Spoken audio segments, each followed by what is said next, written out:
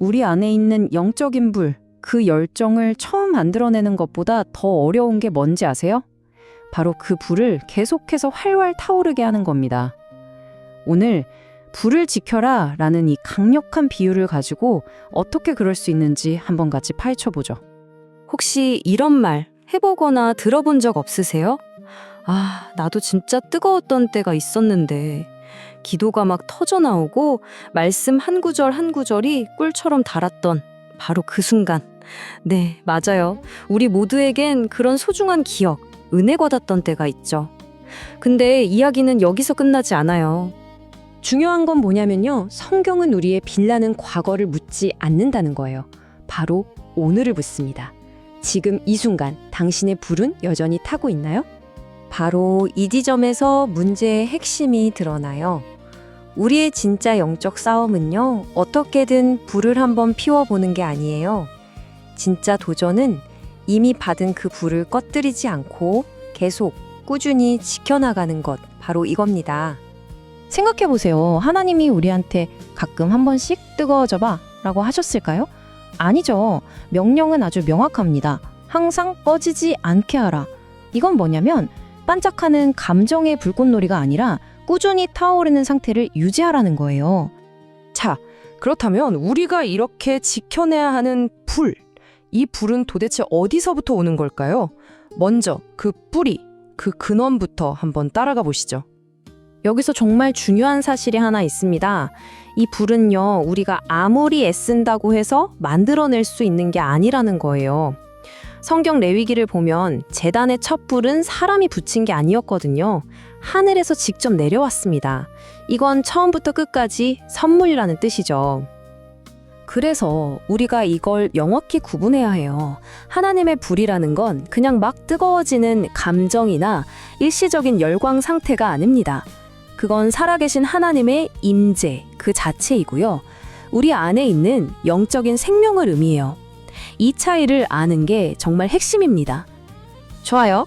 이 불이 하늘에서 온 선물이라면 도대체 우리는 이걸 어떻게 지켜나가야 할까요?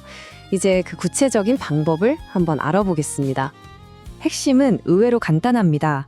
자꾸만 새로운 불, 더 짜릿하고 새로운 경험을 찾아다닐 필요가 없다는 거예요. 우리에게 주어진 임무는 딱 하나. 이미 타고 있는 그 불꽃 위에다가 계속해서 장작을 더해주는 겁니다. 다시 말해서 신앙의 진짜 알맹이는 새로운 자극을 찾아 헤매는 데 있는 게 아니에요. 오히려 어제와 똑같은 오늘을 묵묵히 살아내는 그 꾸준한 순종 안에 있습니다. 하나님은 화려한 이벤트보다 우리 일상 속의 작은 충성을 훨씬 더 기뻐하신다는 거죠. 그럼 우리가 매일 더 해야 할 그 장작은 뭘까요? 3가지입니다. 첫째, 하나님의 말씀이라는 땔감. 둘째, 기도라는 소통의 장작. 그리고 마지막으로 그 말씀을 삶으로 살아내는 순종이라는 행동의 장작. 이 3가지가 계속 공급될 때 불은 절대 꺼지지 않아요. 자, 그럼 반대로 한번 생각해 볼까요? 이렇게 소중한 불을 꺼트리는 것들은 과연 뭘까요? 적을 알아야 불을 더 잘 지킬 수 있겠죠. 성경에 보면 성령을 소멸한다라는 좀 무서운 표현이 나와요. 이게 성령님이 우리를 떠나신다는 뜻이 아니고요.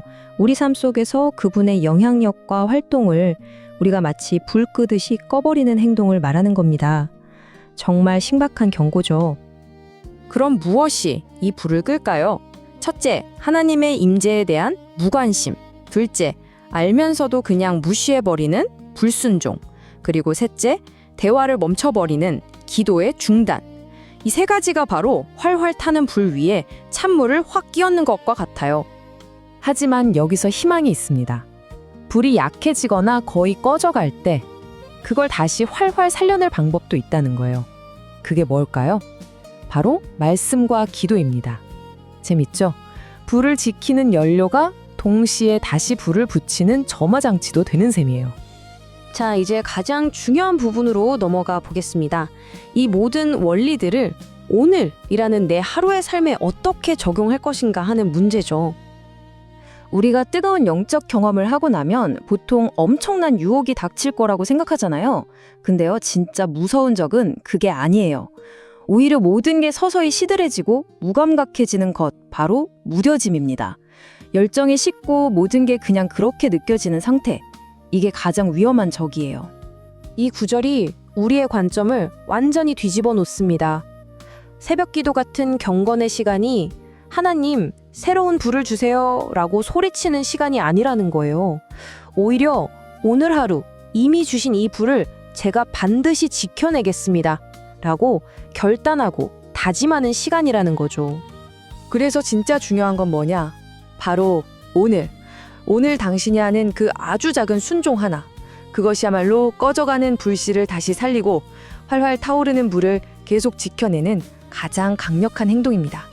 이제 마지막으로 우리 자신에게 한번 질문을 던져볼 시간이에요. 나는 요즘 내 안에 영적인 불을 더 키우고 있나요?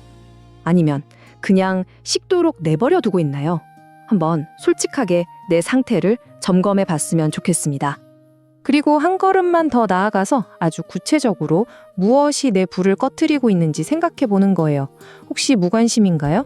아니면 계속 반복하는 어떤 불순종인가요? 그것도 아니면 그냥 너무 바빠서 기도를 멈춰버린 건가요?